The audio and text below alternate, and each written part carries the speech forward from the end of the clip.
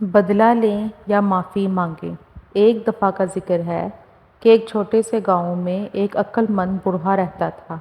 وہ اپنی حکمت اور اپنے راستے میں آنے والے کسی بھی مسئلے کو حل کرنے کی صلاحیت کے لیے پورے ملک میں جانا جاتا تھا۔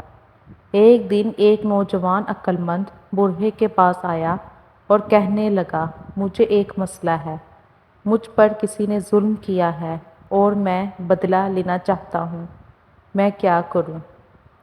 عقل مند بوڑھے نے جواب دیا، بدلہ لینے سے پہلے آپ کو اپنے آپ سے پوچھنا چاہیے کہ کیا یہ اس کے قابل ہے؟ بدلہ آپ کو مختصر مدت میں بہتر محسوس کر سکتا ہے، لیکن یہ آپ کو حقیقی خوشی نہیں دے گا۔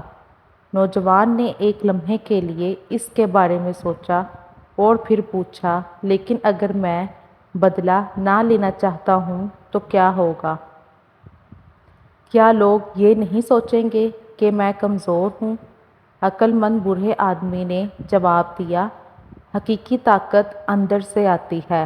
بدلہ لینے کے لیے، معاف کرنے کے لیے زیادہ ہمت کی ضرورت ہوتی ہے۔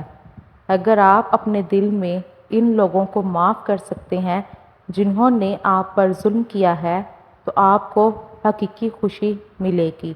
نوجوان نے ایک لمحے کے لیے اس کے بارے میں سوچا اور پھر عقل مند بوڑھے کا شکریہ ادا کیا۔ اس نے پہلے سے کہیں زیادہ بہتر محسوس کرتے ہوئے گاؤں چھوڑ دیا۔